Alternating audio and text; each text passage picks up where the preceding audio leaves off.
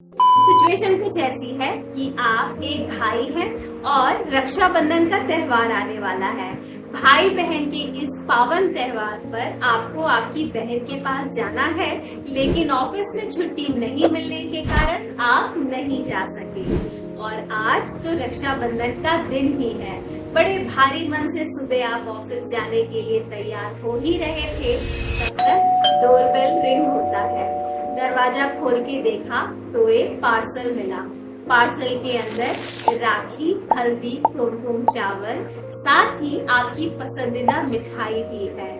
आप अपनी बहन के पास तो नहीं जा सके, लेकिन रक्षा सूत्र जो भाई बहन को बांध के रखता है वो आप तक पहुंच ही गया। ऐसा हम में से कई लोगों के साथ होता है कि रक्षाबंधन के इस पावन अवसर पर भाई बहन एक दूसरे से मिल नहीं पाते, पर बंधन का ये डोर जिसे हम रक्षा सूत्र कहते हैं, बहनें किसी ना किसी तरह अपने भाई तक पहुंचा ही देती है। लेकिन एक मिनट, अगर बात रक्षा और सुरक्षा की है तो रक्षाबंधन मात्र भाई बहनों के बीच मनाया जाने वाला त्योहार कैसे हुआ? अगर शास्त्रों की माने तो रक्षाबंधन पति पत्नी के बीच भी मनाए जाने वाला त्योहार है। मैं आपको पुराणों की ऐसी आज 5 कहानियां सुनाऊंगी जिससे पता चलेगा रक्षाबंधन मात्र भाई बहन ही नहीं बल्कि अन्य रिश्तों के बीच भी मनाए जाने वाला त्योहार है। 5वीं कहानी बहुत इंटरेस्टिंग है, जिसमें आपको पता चलेगा कि आखिर किस परिस्थिति में एक पत्नी ने अपने पति की कलाई पर रक्षा सूत्र बांधकर उसकी सुरक्षा सुनिश्चित की थी।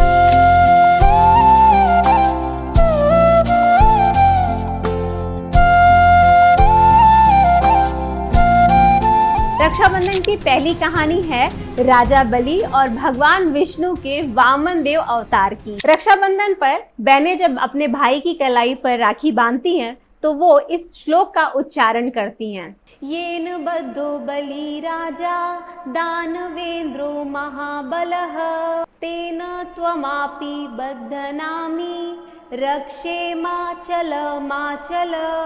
इस श्लोक का अर्थ है, जिस रक्षा सूत्र से महान शक्तिशाली दानवीर राजा बलि को बांधा गया था, मैं उसी रक्षा सूत्र से तुम्हें बांधता हूँ जो तुम्हारी सदैव रक्षा करेगा। अगर आपने ध्यान दिया हो तो पंडित जी भी इसी श्लोक का उच्चारण करते हैं जब वो आपके हाथ पर कलावा या रक्षा सूत्र बांधते हैं। अब सवाल ये आता है कि एक ही श्लोक का उच्चारण 2 जगहों पे क्यों किया जाता है? वो दरअसल इसलिए कि सबसे पहले वामन देव ने राजा बलि के हाथों पर रक्षा सूत्र बांधा था। क्यों और कैसे, बताती हूँ। श्रीमद् भागवतम में वर्णन है, ऋषि कश्यप की 2 पत्नियां अदिति और दिति देवताओं और दैत्यों की माताएं थीं। राजा बलि माता दिति की कोख से दैत्यों के परिवार में जन्मे। हालांकि राजा बलि बहुत ही पराक्रमी चक्रवर्ती राजा हुए और ज्यादातर लोग इन्हें इनकी दानवीरता के कारण जानते हैं। तो हुआ यूं कि एक बार राजा बलि के गुरु शुक्राचार्य ने उन्हें स्वर्ग लोक जीतने की सलाह दी। राजा बलि, असुरों का गुरु होने के नाते मेरा जो नाम असुरों के साथ जुड़ा हुआ है, मुझे उस नाम की और असुर शक्ति की जय जयकार चाहिए। महाराज बलि, तुम त्रिलोक विजेता बनने की तैयारी करो और अपनी सेना को एकत्रित करके स्वर्ग लोक पर आक्रमण कर दो। जाओ, मेरा आशीर्वाद तुम्हारे साथ है। जो आज्ञा गुरुदेव। राजा बलि ने ऐसा ही किया। वो स्वर्गलोक जीत गए, जिसकी वजह से देवताओं को स्वर्गलोक छोड़ना पड़ा। देवताओं की मुसीबत देख उनकी माता अदिति भगवान विष्णु से प्रार्थना की। उनकी प्रार्थना स्वीकार कर भगवान विष्णु माता अदिति की कोख से वामन देव अवतार में जन्म लिए। एक बार की बात है जब राजा बलि बहुत बड़े यज्ञ का आयोजन किए, जिसमें शामिल होने के लिए कई ब्राह्मण देवता आए। वहां वामन देव भी आए। वामन देव को ब्राह्मण समझकर राजा बलि ने उनका खूब आदर सत्कार किया। श्रीमद् भागवतम के अनुसार सबसे पहले इसी यज्ञ में वामन देव ने अपने यजमान स्वरूप राजा बलि की कलाई पर रक्षा सूत्र बांधा था और ये श्लोक इसी संदर्भ में पढ़ा जाता है। वामन देव एक ब्राह्मण के रूप में यज्ञ करवाने वाले यजमान के हाथों पर रक्षा सूत्र बांधकर उन्हें धर्म के प्रति बाध्य रहने के लिए प्रेरित करते हैं। तब से लेकर अब तक किसी भी ब्राह्मण या पुरोहित द्वारा जब भी अपने यजमान के हाथों पर रक्षा सूत्र बांधा जाता है तो इस श्लोक का उच्चारण जरूर किया जाता है। राजा बलि भी इसी रक्षा सूत्र के धर्म में बंधने के कारण अपना सब कुछ वामन देव को दे दिए। जब यज्ञ समाप्त हुआ तो राजा बलि सभी बुलाए गए ब्राह्मणों को कुछ न कुछ दान दे रहे थे। जब बारी वामन देव की आई, आपकी जो भी इच्छा होगी मैं सहर्ष प्रदान करूंगा। तो राजन, यदि आप कुछ देना ही चाहते हैं तो मैं आपसे वो सब दान में मांगता हूँ जो मेरे 3 पग में समा जाए। पहले तो ब्राह्मण की मांग सुनकर राजा बलि को बहुत आश्चर्य हुआ, लेकिन बाद में वो 3 पग भूमि देने के लिए मान गए। वामन देव जैसे ही अपना विशाल रूप कर पहले पग से भूमि और दूसरे पग से आकाश नापे, ये दृश्य देखकर राजा बलि समझ गए कि ये कोई आम ब्राह्मण नहीं है। जब राजा बलि से वामन देव ने पूछा कि मैं अपना तीसरा पग कहाँ रखूं, तो राजा बलि अपने घुटनों के बल बैठकर अपने सिर को झुकाए और उन्होंने वामन देव से अनुरोध किया कि वो अपना तीसरा पग उनके सिर पर रखे। जैसे ही तीसरा पग वामन देव राजा बलि के सिर पर रखे, वो पाताल लोक चले गए। राजा बलि की दानवीरता को देखकर भगवान विष्णु अत्यंत प्रसन्न हुए और उनसे कुछ वरदान मांगने को कहा। राजा बलि ने श्री हरि से विनती की कि वो भी बैकुंठ छोड़कर उनके साथ पाताल लोक में आकर निवास करें। रक्षाबंधन की दूसरी कहानी भी इसी घटना से जुड़ी है, राजा बलि और माता लक्ष्मी की। जब माता लक्ष्मी को पता चला कि श्री हरि बैकुंठ छोड़कर पाताल लोक में निवास करने चले गए हैं, तो वो अत्यंत परेशान हुई। उनकी परेशानी को देखकर नारद जी ने उन्हें एक उपाय दिया। इस उपाय का पालन करते हुए लक्ष्मी जी भी पाताल लोक पहुंची। ऐसा वर्णन है कि लक्ष्मी जी एक गरीब महिला का वेश धारण करके गई और उन्होंने राजा बलि के हाथों पर रक्षा सूत्र बांधा।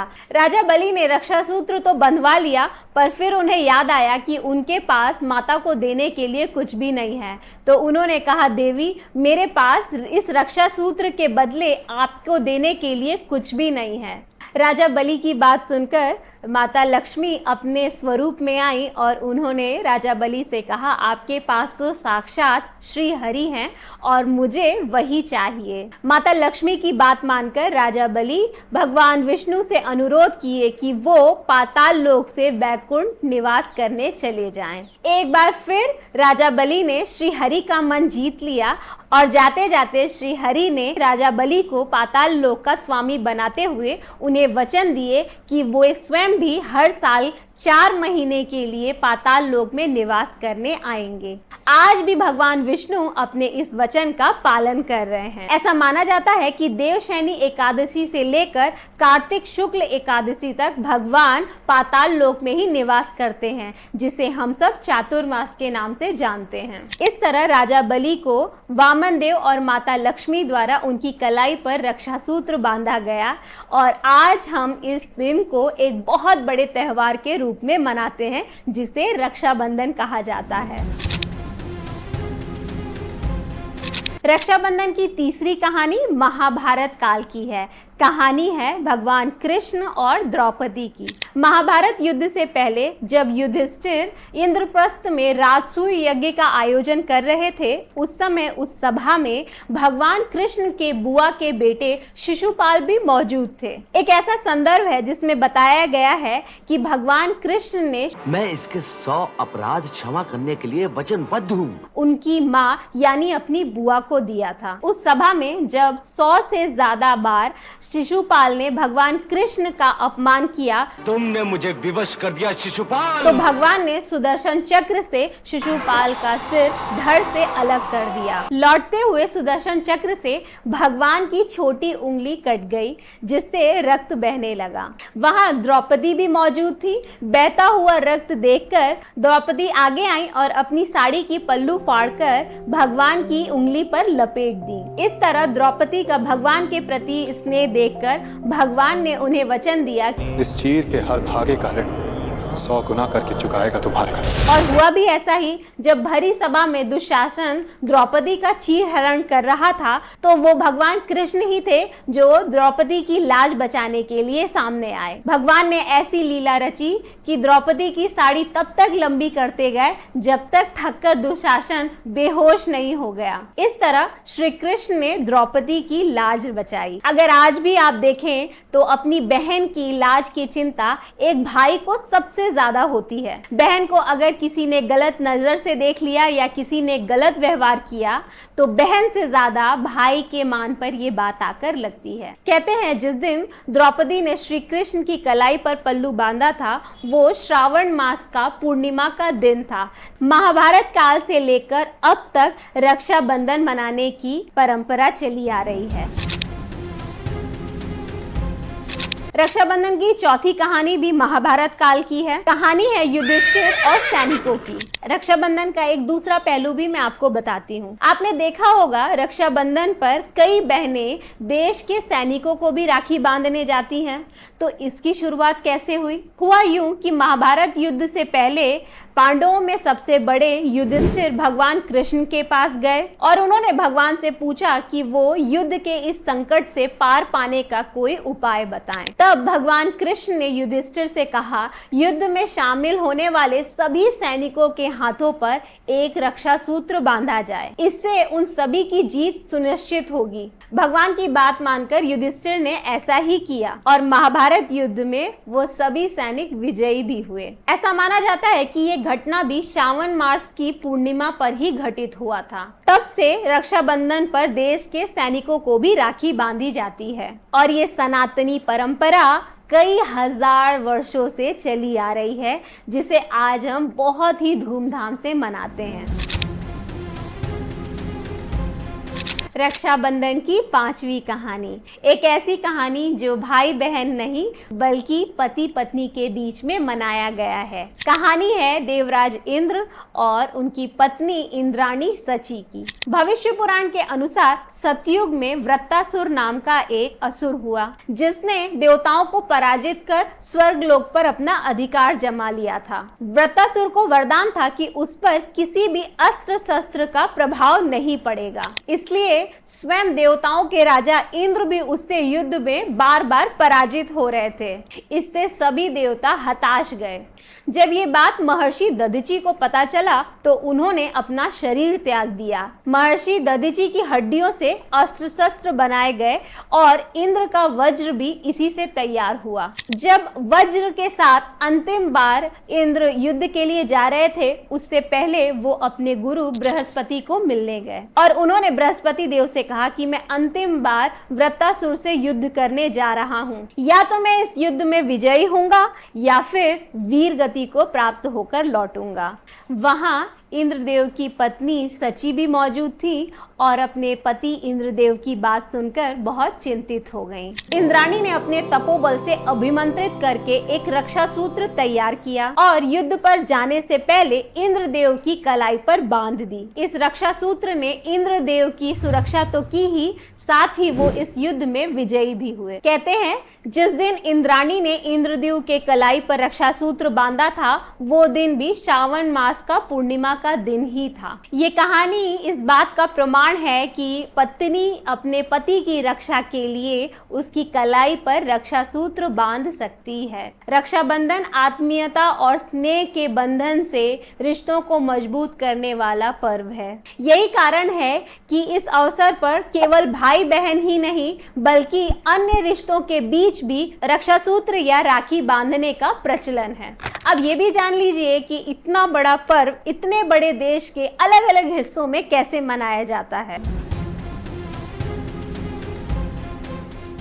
देश के तकरीबन सभी राज्यों में श्रावण मास की पूर्णिमा के दिन रक्षाबंधन का त्योहार मनाया जाता है। इस दिन बहनें अपना संपूर्ण प्रेम राखी के रूप में अपने भाई की कलाई पर बांधती हैं और बदले में भाई उन्हें उनकी आजीवन सुरक्षा का वचन देते हैं। वहीं महाराष्ट्र में रक्षाबंधन को नारियल पूर्णिमा या फिर श्रावणी के नाम से पुकारा जाता है। इस दिन लोग नदी या फिर समुद्र के तट पर जाते हैं और वरुण देव की पूजा कर उन्हें नारियल अर्पित करते हैं। आपने देखा होगा आमतौर पर रक्षाबंधन के दिन मुंबई के बीचेस पर काफी भीड़ होती है। तमिलनाडु, केरल और ओडिशा में रक्षाबंधन को अवनी अवितम के नाम से भी जाना जाता है। ये दिन ब्राह्मणों के लिए अत्यधिक महत्वपूर्ण होता है। यहाँ भी महाराष्ट्र की तरह ही ब्राह्मण नदी या समुद्र तट पर स्नान करने जाते हैं। स्नान ध्यान करने के बाद ऋषियों की तर्पणा करते हैं और अपना यज्ञोपवीत भी बदलते हैं। इस दिन यजुर्वेदीय ब्राह्मण 6 महीने के लिए वेदों का अध्ययन करना प्रारंभ करते हैं। इसलिए रक्षाबंधन का एक और नाम उपक्रमण भी है, जिसका अर्थ है नई शुरुआत। वहीं राजस्थान में राम राखी, चूड़ा राखी और लूम्बा बांधने का चलन है। राम राखी नॉर्मल राखी से बिल्कुल अलग होती है और इसे सिर्फ भगवान को बांधा जाता है, जबकि चूड़ा राखी भाभीयों की चूड़ी में बांधी जाती है। अमरनाथ में रक्षाबंधन पर एक दिन का मेला लगता है। अमरनाथ की यात्रा गुरु पूर्णिमा से आरंभ होती है और रक्षाबंधन के दिन पूर्ण होती है। ऐसा कहते हैं कि इसी दिन अमरनाथ का हिमानी शिवलिंग अपना पूर्ण आकार ले लेता है। ब्रज में श्रावण शुक्ल तृतीया से श्रावणी पूर्णिमा तक सभी मंदिरों में, यहाँ तक घरों में ठाकुर जी को झूले पर विराजमान करवाया जाता है और रक्षाबंधन के दिन उनके झूले दर्शन की समाप्ति होती है। चलते चलते ये भी जान लीजिए कि वर्तमान में किन किन को राखी बांधने की परंपरा आज भी जारी है और क्यों। भाई बहन के पवित्र रिश्ते को हमेशा मजबूती से बांधे रखने के लिए बहनें अपने भाई की कलाई पर रक्षा सूत्र बांधती हैं। धर्म की रक्षा के लिए ब्राह्मणों पुरोहितों द्वारा अपने यजमानों की कलाई पर रक्षा सूत्र बांधा जाता है। गुरु परंपरा के सम्मान और उसकी सुरक्षा के लिए गुरु और शिष्य एक दूसरे को रक्षा सूत्र बांधते हैं। देश की सेवा में तैनात सैनिकों की सुरक्षा के लिए भी उन्हें रक्षा सूत्र बांधा जाता है। रक्षाबंधन का पर्व राष्ट्रपति और प्रधानमंत्री के निजी आवास पे भी मनाया जाता है, जहाँ छोटे छोटे बच्चे उन्हें राखी बांधते हैं। कभी कभी सार्वजनिक रूप से किसी नेता या श्रेष्ठ व्यक्ति को भी राखी बांधी जाती है, उनके सम्मान या सुरक्षा के लिए। राजस्थान, मध्य प्रदेश, गुजरात सहित कई और राज्यों में भाई के अलावा भाभीयों को भी राखी बांधने का चलन है। राष्ट्रीय स्वयंसेवक संघ के सदस्यों के बीच परस्पर भाईचारे के लिए भी राखी बांधी जाती है। संघ के लोग ज्यादातर भगवे रंग की राखी बांधते हैं। आजकल कई पर्यावरण प्रेमी पर्यावरण को बचाने के लिए वृक्षों पर भी राखी बांधते हैं। और अंत में बताना चाहूंगी कि रक्षाबंधन के दिन हम सब भगवान को भी राखी बांधते हैं, क्योंकि सबसे बड़ी सुरक्षा तो वही देते हैं, है ना। अगर आपको ये वीडियो पसंद आया हो तो ज्यादा से ज्यादा लोगों तक इसे पहुंचाइए, ताकि वो भी रक्षाबंधन के इस पावन पर्व की पौराणिक परंपरा के बारे में जान सके। आप सभी को शुभ रक्षाबंधन।